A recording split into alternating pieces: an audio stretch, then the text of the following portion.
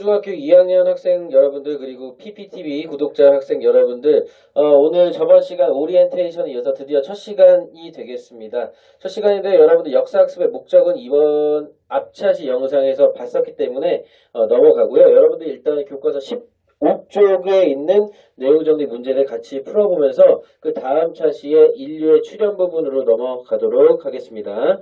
자, 여러분들 15쪽을 펴시고요. 아래 내용 정리 문제가 1번, 크게 2번 문제가 있는데요.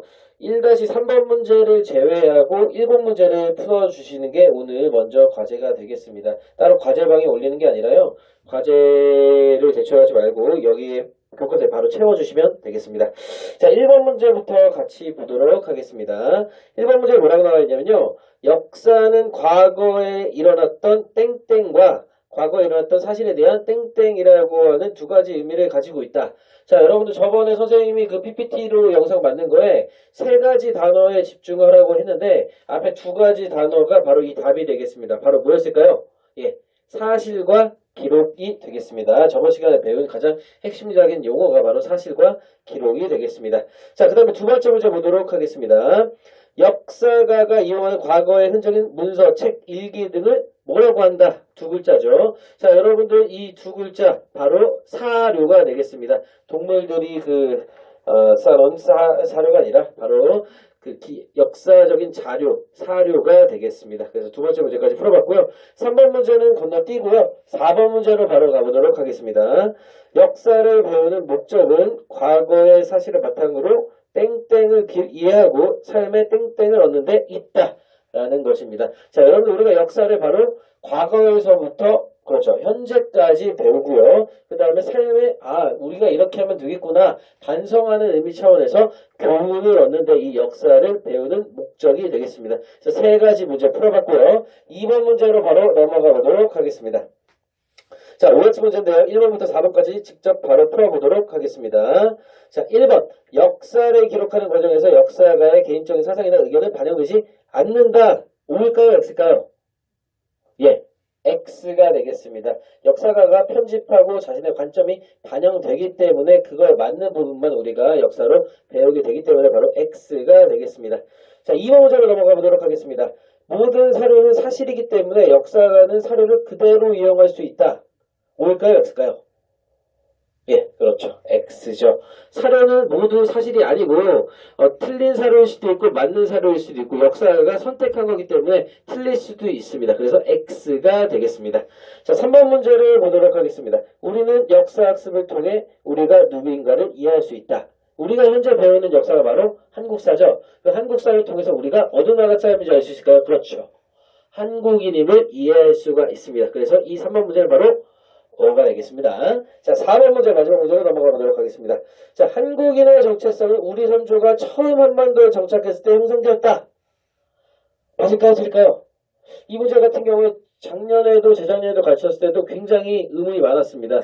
바로 정답은 X가 되겠습니다. 우리 선조가 온 게 아니라요. 여기에 이 한반도라고 하는 곳이 만들어지기 시작한 것 이후부터가 바로 우리나라 역사의 시작이라고 할 수 있기 때문에 X가 되겠습니다. 자, 그래서 7 문제 잘 풀어봤고요. 교과서에 빈칸과 OX를 잘 채워놔 주시면 되겠습니다.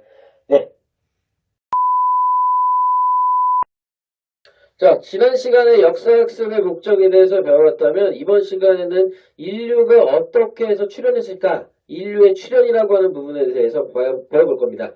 이게 어떻게 보면 과학과 연관되어 있을 수도 있고 어떻게 보면 사회 과목과 연관될 수도 있는데 이 역사라고 하는 과목은 사회든 과학이든 가리지 않고 모든 총체적으로 총괄적인 부분을 모두 배우기 때문에 이 인류의 출현 같은 부분도 우리 역사에 해당할 수가 있습니다.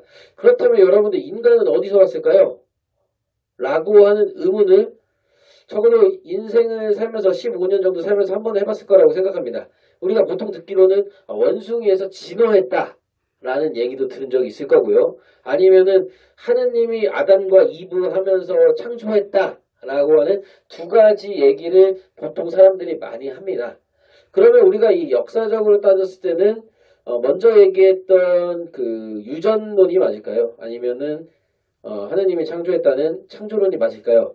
어느 게 맞을지는 답은 사실 없습니다. 그래서 여러분들 어떤 게 맞을지 생각해 보면서 오늘 수업을 한번 들어봤으면 좋겠습니다. 네. 자, 이제 오늘의 본격적인 수업을 진행해 볼까요? 현재 우리 인류가 어떻게 출현하게 되었는지를 알아볼 예정입니다. 처음부터 인류가 지금의 모습이었을까요?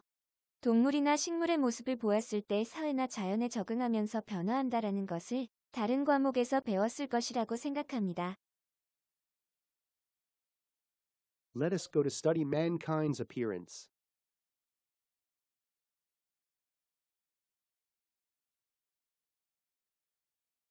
자, 화면을 보면 사람과 유인원의 모습이 비교되어 있습니다. 가장 결정적인 차이점이 무엇일까요? 척추의 모습이 다릅니다. 곧게 서 있는 척추를 가지고 있는 사람, 그리고 굽은 척추를 가지고 있는 유인원입니다. 보통 알려지기로는 유인원에서 사람으로 진화한 것으로 유전학적으로 알려져 있습니다. 네, 이, 손, 발의 모습도 그에 따라 달라졌을 겁니다. 자, 앞서 본 그림에 이어서 사람과 유인원의 차이점이 표로 정리되어 있습니다. 여러분들은 어느 점에 주목하고 있나요? 앞서 척추의 모습과 별개로 뇌의 용량에 주목해 봅시다. 뇌의 용량이 유인원에 비해 인간이 3배 이상 커진 것을 알 수 있습니다. 또한 척추 모양에 따라 시야나 다른 모양, 길이가 달라졌습니다. Let's look at picture. 자, 먼저 뇌를 봅시다. 앞서도 계속 이야기했지만 뇌의 용량이 커짐을 알 수 있습니다. 아래 나와 있는 것은 무엇일까요? 네, 치아입니다. 치아가 왼쪽에서 오른쪽으로 변화하는 것을 보았을 때 알 수 있는 점은 바로 고르게 되었다라는 것입니다. 자, 이번에는 손과 손바닥을 보겠습니다.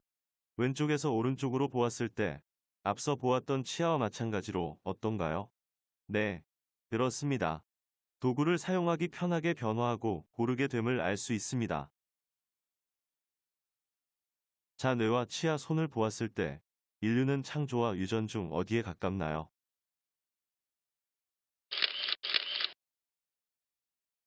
학습지 3쪽, 교과서 17쪽을 함께 보겠습니다.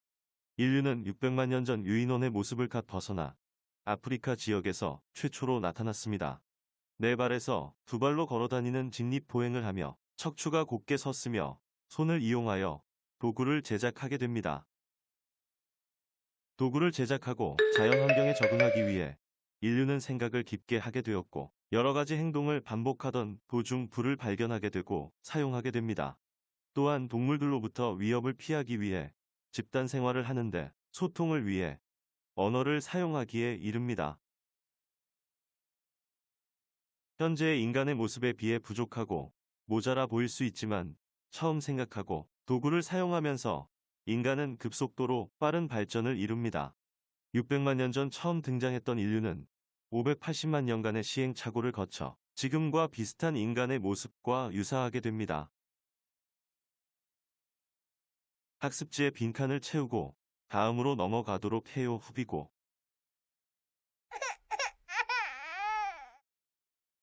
자, 지금부터는 교과서야 7쪽과 학습지 3쪽을 함께 놓고 보면서 1번부터 4번까지의 이름을 적고 이전과 달라진 점을 사진과 비교하면서 적어봅시다.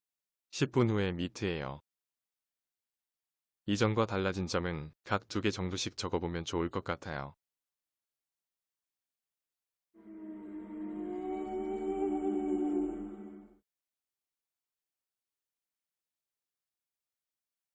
우리가 상식적으로 알기로 최초의 인류는 오스트랄로피테쿠스다라고 알고 있습니다. 그로부터 수백만 년의 시간을 거치면서 앞서 보았던 도구 사용 등이 변화했음을 알 수 있습니다. 학습지 3쪽의 빈칸들을 지금의 사진을 채워보는 것도 좋을 것 같아요. 꼭 정식 이름이 아니어도 됩니다. 오스트랄로피테쿠스, 네안데르탈인 이렇게 적어도 무방합니다. 자, 그렇다면 여러분들 시간의 흐름에 따라 변화하는 것을 발전이라고 볼 수 있을까요? 발전이 인류 혹은 주변에 꼭 긍정적인 영향을 줄까요? 부정적인 영향도 있을까요? 예를 들어 인류가 도구를 사용하기 시작하면서 전쟁이 시작되었다라고 생각한다면 인류의 변화는 부정적인 영향을 주었다고 볼 수 있겠죠. 토론하기에 여러분들 의견을 남겨주세요. 이런 점을 여러분들 생각해 보면서 수업을 한다면 좋을 것 같아요.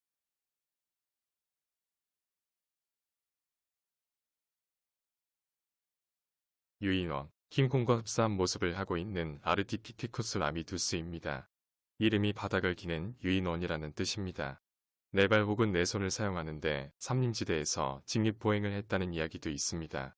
예를 들어 식량을 두 손으로 들고 두 발로 걸어서 집에 왔다는 그런 최초의 조상이 아르티피티쿠스일까요?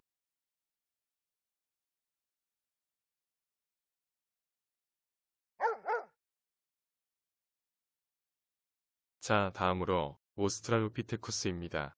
남쪽의 원숭이라고 불리며 아직 뇌 용량은 현재에 비해 작음으로 머리가 굉장히 어떤가요? 작죠. 저같이 소두임을 알 수 있어요. 이름은 남쪽의 원숭이로 아프리카에서 발견되었습니다. 앞서 아르티피테쿠스처럼 기어다니기도 하고 두 발로 걷기도 하는 아직 두 가지를 혼용하고 있습니다. 교과서 17쪽을 보면 아직 원숭이의 모습이 많이 남아 있어요. 자, 다음으로 호모 하빌리스로 넘어가 볼게요.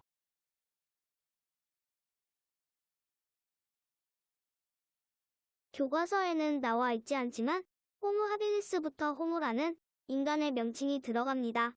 본격적으로 인간의 모습과 행동을 한다는 의미가 되겠죠? 오스트랄로피테쿠스보다 도구를 사용하는 비중이 굉장히 늘었다고 알려져 있어 이름에 하빌리스가 들어가 있습니다. 호모 하빌리스도 사하라, 사막 남쪽 지역 아프리카에서 산 것으로 알려져 있습니다. 키는 저보다 50cm 작은 130cm 정도라고 하네요. 다음으로 호모 에렉투스입니다. 에렉투스는 사진에서 보다시피 불을 사용하고 어두운 동굴에서 살았다고 알려져 있습니다. 호모 에렉투스부터 확실한 직립 보행이 시작되면서 우리의 직계조상의 조상으로 알려져 있네요. 그러나 아직까지 사진을 깊이 들여본다면 턱과 치아가 앞으로 조금 튀어나와 있음을 알 수 있어요. 다음으로 네안데르탈인이에요. 독일에서 발견되었어요. 이 점을 주목해본다면 아프리카에서 유럽 대륙으로 이동했음을 알 수 있어요. 자신이 살기 편하고 적합한 곳으로 이동했음을 알 수 있어요. 이 점이 생각의 발전이라고도 볼 수 있지 않을까요? 이 인간의 주요 특징은 바로 시체 매장입니다. 시체 매장을 어떻게 해서 하게 되었을까요? 혹시 시체를 가만히 놔두면 어떻게 될까요? 그렇죠. 부패하겠죠? 이 점에서 인간들은 시체를 매장하기 시작하지 않았을까 해요. 자, 마지막으로 현재 인류의 직접적인 조상이라 할 수 있는 호모 사피엔스입니다. 사피엔스는 슬기 생각이라는 뜻이에요. 창의성을 보인다고 할 수 있겠죠. 사진을 보면 창과 흡사한 도구를 만드는 것을 보았을 때 도구 제작의 모습이 굉장히 발전된 모습을 볼 수 있어요. 그리고 빌렌도르프의 비너스상을 통해 다산과 풍요를 바라는 인류의 예술 활동도 알 수 있습니다. 가슴과 배 부분을 크게 만들면서 생활에 필요한 다산 그리고 사냥과 채집이 잘 되었으면 하는 풍요로움이 예술 작품 속에 반영되어 있지 않을까 추측합니다. 자, 지금까지 오스트랄로피테쿠스부터 호모 사피엔스까지 다양한 인류의 진화 모습을 배워봤습니다. 어떤가요? 현재의 모습과는 조금 다르지만 생활하기 위해 변화한 것은 팩트입니다. 자, 마지막으로 학습지 3쪽의 특징, 그리고 이전과 달라진 점을 적어보면서 강의를 마치고자 해요. 오스트랄로피테쿠스는 최초의 인류이자 직립보행이 가능했다라는 주요 특징을 알 수 있습니다.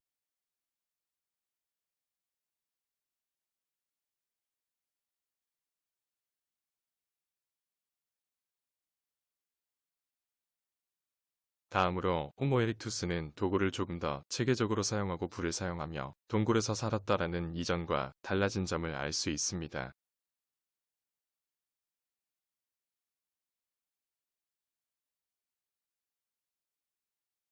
세 번째 네안데르탈인은 시체 매장 풍습을 하게 되었으며 그림에서 알 수 있듯이 바지 아닌 바지를 입은 것을 알 수 있죠.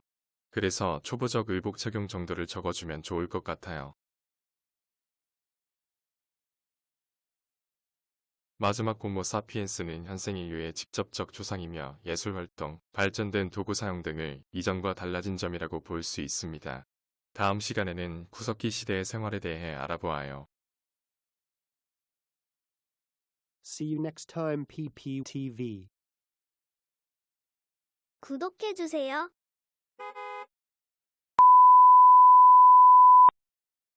네, 여러분들 오늘 2시간 블록 수업 굉장히 힘들었지만 열심히 들었을 거라고 생각을 합니다. 그래서 인류의 출현으로 그 호모 사피엔스가 우리 현생 인류와 가장 직계 조상이다 라고 하는 점은 여러분들 충분히 학습했을 거라고 생각을 합니다.